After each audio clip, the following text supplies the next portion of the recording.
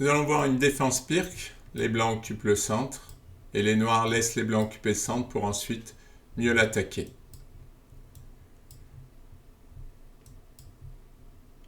C'est la variante classique, pas la plus agressive, mais qui peut donner du jeu. La stratégie des noirs commence. Leur idée, c'est d'échanger le fou qui peut difficilement attaquer le centre contre le cavalier qui le défend bien. Le pion D4 est moins protégé, donc les noirs l'attaquent. Les blancs défendent. Tour U8. L'idée, c'est que si le pion disparaît, la tour attaquera sur ce pion. Cavalier E2 pour renforcer la protection de D4. E5. Si les blancs prennent avec le pion, on va prendre avec le cavalier et on va jouer sur la colonne E ouverte. Les blancs poussent. Et là, les noirs ont prévu un sacrifice, cavalier D4, qui va leur donner beaucoup d'activité sur les cases noires. C'est le thème de la défense pirque, l'attaque sur les cases noires. Et là, on va voir que là, les noirs, ils vont bien jouer sur celle-ci. Puis on prend. Donc, si fou prend, on peut faire cavalier prend E4 et on récupère le pion et la position est égale, hein, parce que là, a priori, il ne se passe rien. Personne n'a de vrai avantage. Donc, les blancs vont reprendre avec la dame.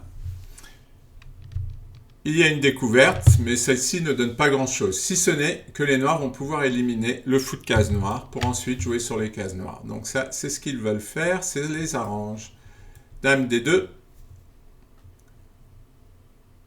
Si les blancs essaient de protéger le pion, là, parce qu'on va voir que les noirs vont gagner ce pion, les noirs échangent. Et après, ils vont avoir une attaque très très forte sur les cases noires parce que tout ça, c'est plus défendu. Il y a le fou qui va venir ici. Et c'est vrai que pour les blancs, ça va être difficile. Hein. Le fou en E5, la dame en G3, la case G3, c'est celle-ci. Le fou ici. Et là, l'attaque noire va être difficile à arrêter. Donc c'est pour ça que les blancs vont accepter de rendre le pion. Ils jouent dame D2. On élimine le fou. Et on récupère notre pion. Mais on va le reperdre malheureusement. Mais bon, c'était quand même un peu prévu, puisque la domination des cases noires vaut le coup d'un sacrifice de pion. Dame F6 pour attaquer sur les cases noires. Vous allez voir là, les noirs ils vont faire un joli plan. Dame B3, bon l'idée c'est de faire une menace double. On attaque le fou et on attaque le pion. Mais maintenant le fou en E5 est très fort, puisque le fou en F3 empêche F4, qui pourrait chasser le fou. Donc là, les noirs vont avoir un fou très fort et les blancs veulent récupérer leur pion, mais c'est peut-être une erreur. Bon, après, dans cette position, j'aime bien les noirs, c'est pas un très gros avantage, mais quand même qui donne une bonne attaque. Tour E1, il donne une case de fuite au roi. Le coup G3, qui est un coup naturel pour empêcher le mat, ne marche pas, à cause de dame prend fou. Donc tour E1, dame échec, la dame est dans le roc. Et maintenant, les noirs vont gagner un temps, puisqu'ils attaquent la tour, pour reconvertir le fou pour qu'il vienne en B6 et attaquer F2. Tour D1, fou A5. Là, un coup que je ne m'explique pas, G3 qui est donné par l'ordinateur, mais pas premier ou deuxième coup, mais après, mais il est donné quand même. Mais je sais pas, perso, je sais pas pourquoi, parce que là, les blancs rendent un pion. Dame échec. Ah si, peut-être pour contrôler la case avec le fou, pour empêcher l'échec. Oui, c'est certainement ça. Fou G2, dame H2, dame B3, la dame revient, elle veut contrôler G3, parce qu'attention, il pourrait y avoir des tensions. Tour E5, et là un nouveau coup que je ne m'explique pas, c'est dame B7, et les noirs reviennent en E8. Et la dame ne repart pas, puisque les noirs veulent attaquer E5. Oui, puisque les blancs auraient pu essayer un perpétuel de remettre la dame en B3, et si les noirs avaient voulu jouer tour E5, il aurait pu y avoir un perpétuel. Ça peut être une proposition de nul sans le dire, c'est-à-dire qu'on propose une répétition de coups et ce serait une proposition de nul. Mais les blancs veulent jouer. Fou B6 pour attaquer F2. Et là, les blancs font une erreur. C'est E6.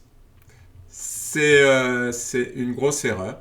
Alors d'abord, avant de prendre le pion, parce qu'on va voir qu'ils vont le prendre, les noirs vont jouer un coup intermédiaire puisqu'ils veulent libérer cette tour de la protection. Donc tour B8 pour faire partir la dame. Ils prennent le pion. Et là, l'erreur, c'est que les blancs ont ouvert la colonne F à la tour, qui est déjà attaquée par le fou et qui peut l'être par la dame. Donc les noirs ne reprennent pas le pion puisqu'ils vont avoir une attaque quasiment décisive. Tour F8. C'est certainement ce qu'avaient pas prévu les blancs. Les blancs avaient dû compter avec tour prend E6. Mais après tour F8, il y a menace tour prend, menace dame prend G3. Et là, ça devient très difficile au point que les blancs vont sacrifier la qualité pour éliminer ce fou. Les noirs ne reprennent pas tout de suite. Ils prennent le pion qui ne peut pas être pris par le pion. La dame ne peut pas être prise par le pion parce qu'il est cloué. Les blancs défendent. Et maintenant, les noirs reprennent la tour. Et là, ils ont une menace double, les noirs. Une menace double gagnante, c'est-à-dire qu'ils attaquent la dame. Et une menace tour B1 qui va provoquer le mat. Par exemple, sur dame C4, si la dame essaie de s'enfuir, tour B1, roi E2, et tour prend F2 mat. Donc les blancs sont obligés de donner la dame, et ils ont encore du jeu, ils jouent E7. L'idée c'est que si la tour va sur cette ligne, on fait dame, et que si la tour vient là, eh bien les blancs peuvent manger la dame, puisque le pion ne sera plus cloué par la tour.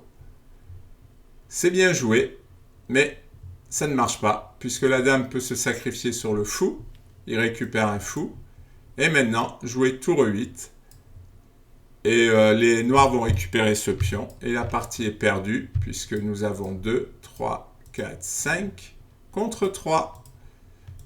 C'est de très forts joueurs qui jouent, ils ont 2400 et 2500. Donc là, la position ne pose plus de problème pour les deux joueurs. Les blancs savent qu'ils ont perdu. Ils vont abandonner 3 coups plus tard. Et s'ils essaient tour 2, on met le roi là et on récupère le pion. Et la partie est gagnée. C'est l'idée de la défense pire que d'attaquer sur les cases noires. Même dans cette partie, les noirs étaient prêts à sacrifier un pion pour avoir l'initiative sur ces cases. Mais on voit bien l'essence de cette ouverture, qui est de mettre le fou en G7 et puis après d'attaquer sur les cases noires.